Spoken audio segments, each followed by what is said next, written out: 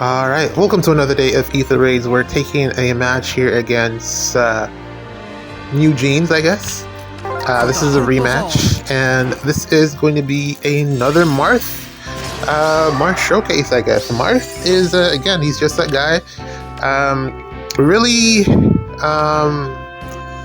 nothing here for me to worry about since there's no Hardy bearing. Except for the fact that Tina is there in the back, but thankfully there's no Freyr and we have Elamine, so we're going to take full advantage of that and we're going to just stop Tina from doing her thing, and yeah, this is going to work out pretty well. Ultimately what's going to happen is Tina is going to move through the channel there, and we're going to be able to get the isolation off on her. Since there's no other openings that are going to be available for the enemy team to move down, so I should be able to line it up just right to be able to get isolation on Tina for the following turns. If not, then the enemy team will get bonus doubler, which is bad, but we should be okay because I should be able to get the isolation off. And once that's done, we should be all right. I keep telling you, even though Freyr exists, Elamine is still a half-decent mythic once Freyr isn't there. So, yeah, just have her on a team. It doesn't hurt. You get the speed buffs, you get the extra health, and you get a healer. No harm in it, as far as I see it. Now, the only concern here is that we want to make sure that there isn't any shenanigans here that would allow the enemy team to sneak up on me. I don't foresee any. I don't see anything happening here aside from just the rally from Dagger and then the enemy units attacking. So we should be fine. Ultimately, I think I'm going to set up just outside of Dagger's range with Marth to take out Sanaki and Golveg. And I also want to stay in range of the healing tower as well. Have to play this one very carefully to avoid making any mistakes here with Tina involved, because Marth doesn't have no counter disrupt, so yeah, gotta be careful here. I do have the fodder, it's just that I only have the one copy, and yeah, that's pretty good fodder, man. I don't want to just be giving it off willy-nilly. And Marth is already such a good unit. I don't think I need to add one more thing to his kit.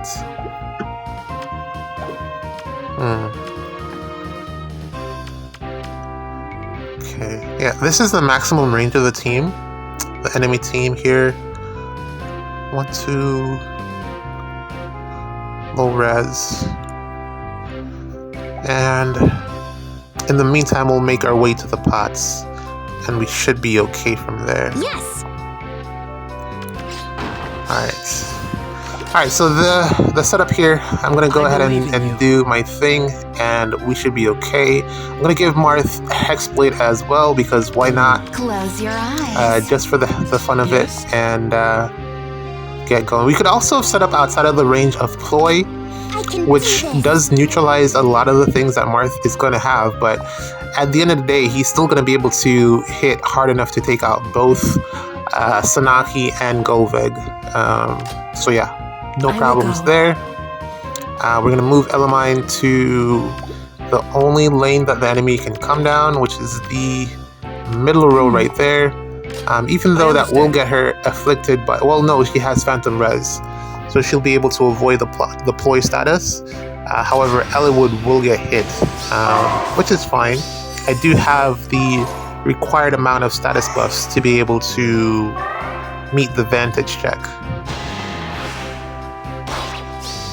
There we go. Victory is ours. Alright, and from here it's just going to be smooth sailing.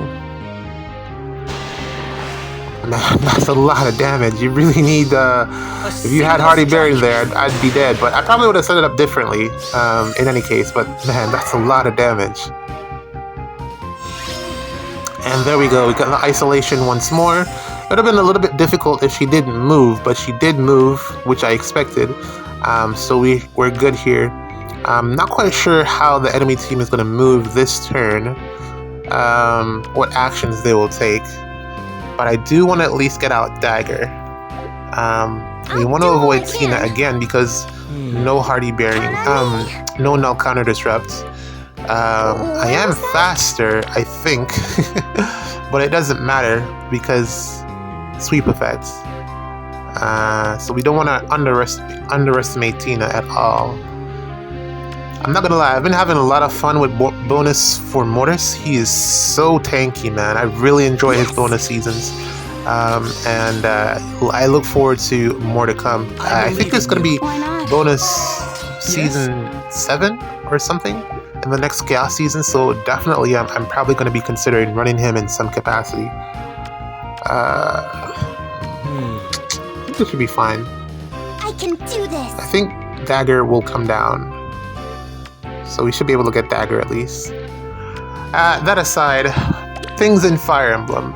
A really good question was asked in terms of pay to win. Is the game pay to win? And honestly, my take on it is if you don't care, then it isn't. But if you do care, then it kinda is. Because ultimately, a lot of these game modes you can get by just by having like a lot of basic stuff. You don't need like the most meta strategies, the meta units. You can have a lot of basic things and still get by pretty okay. Gale Force is basically a catch-all playstyle alongside hit and run. All you need is nukes strong enough or units strong enough to initiate, and you'll be fine. And that's like what, a month of orb income to pull on one banner to get the newest unit, and then that unit should typically last you at least half a month.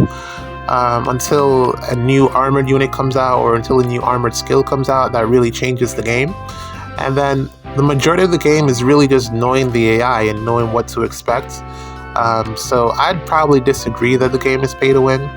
There are things in the game that you really can't avoid, and it's not necessarily pay to win that you need to beat that specific thing. I understand. Because eventually you will accumulate enough orbs just by playing the game that you'll be able to pull on any banner that you want, and you'll get the units that you need to counter whatever it is that's challenging you at that point. It's just a grind, and you just gotta wait.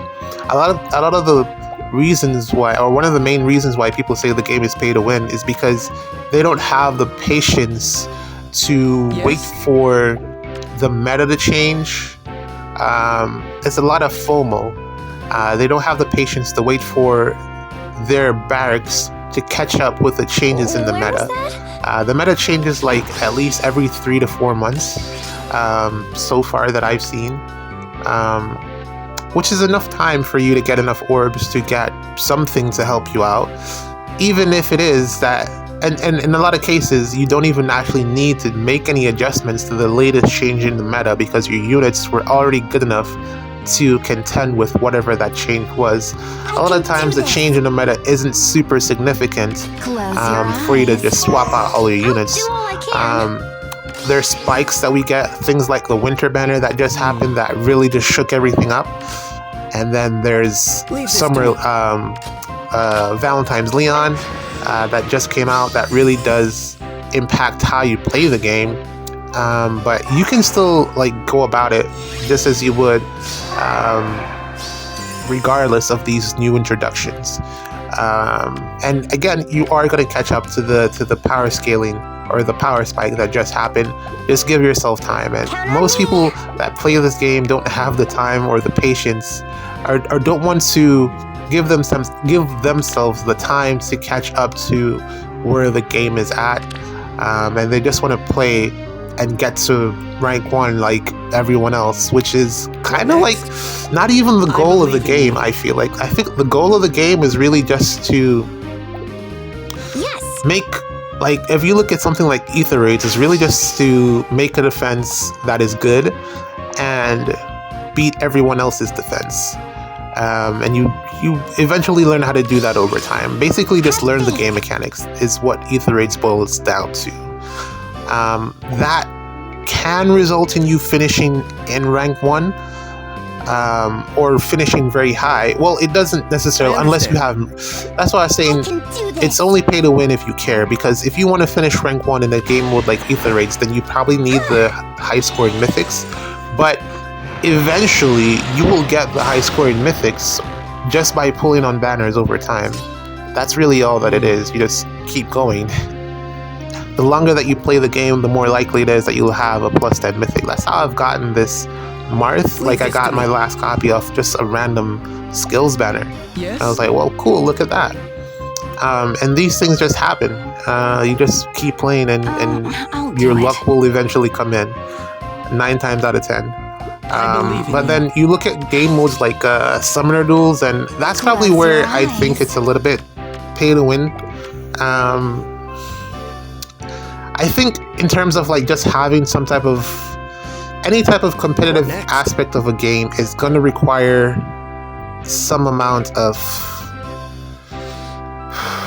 consistent upkeep, and that's what Summoner Duels is kind of like. If there's something new that comes out, there are going to be people at the top, or the most competitive players in Summoner Duels are always going to be trying to find a way to get the newest, best skills into their playstyle or into their team, skills or units.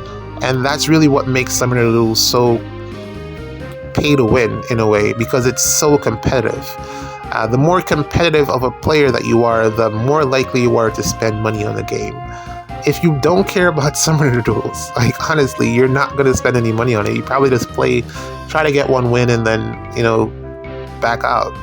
Because at the end of the day, it's just currency, in-game currency that doesn't really benefit you too much. I believe in you. I mean, flowers, feathers, the refining stone, those are all things that you can get from other areas in the game. You just, again, keep playing and you'll eventually get there. Nothing really... I understand. There isn't anything really that there isn't anything that forces you to have to spend money on the game. We all do it because we want to, or because we have some type of competitive drive that is just compelling us to splash for cash and give it to YS. There's nothing that really is... There's no game mode where the barrier for entry is money. There's no game mode in the game like that, and that's a good thing. It's really just how much you care. If you don't care, you won't end up spending any money. If you do, you'll probably pull out some cash and spend it here and there. But even then, you probably don't even have to do it all the time, because a lot of times some of the new skills that come out aren't that significant. They don't address or adjust your gameplay style in a meaningful way. So yeah, that's just my thoughts on it. Probably just rambled on in the end there, but yeah, I really don't think it's pay to win. I think it's a well-balanced system in that regard, in terms of what you need to remain competitive. That being said, Summoner Duels is this week, and I don't know how it's going to pan out with Leon being a thing. I did see the map though, and they did pick a good one, so maybe that will be helpful. Ultimately, it just boils down to, can you kill Leon? And if you can do that, then you're fine. But, if you're playing against good opponents, it's going to be a little bit more challenging than just, can you kill Leon? But we'll see. And it is SDS, so there's always the option to just ban him. And I'll probably just employ that strategy as well. So yeah, those are my thoughts. Let me see, is there anything else that I want to catch you guys up on? Really, I feel like I haven't been uploading as many videos lately, and it's really just down to the fact that I've been clearing the maps kind of fast, and I haven't been changing my teams, because Lemire has been bonus for so long, and before that it was Ratatasker, so I haven't really had... There wasn't a need for me to unlock any of my teams, and when you know how your teams play, it's easier for you to go into a match and then just figure it out and win. I will go. And also, Edelgard just makes the game really easy. Same thing with Marth. I've had like 3 minute clears with Marth, 5 minute clears with Edelgard. So yeah, not much for me to say there. Defense, I actually put some effort into this week. I think it turned out nicely. We'll see what the results are. And then next season it's going to be Leave this to Yoon me. bonus week, so we'll see what I can do there. I believe in you. And Lumiere again. Ugh. But yeah, we'll see what I can do there. Not a lot else going on in the game for right now. Summer Duels is going to be a bit of a grind. I haven't built my teams yet, but definitely at least one Cav line team with Leon on it. And I don't know. I can do I'll this. probably just stick to my catcher ball like I normally do, because it's just so hard to give up the hitting 4 times, man. It's really so clutch. I'm waiting on Pern to become available as a GHB Grail option, Yes.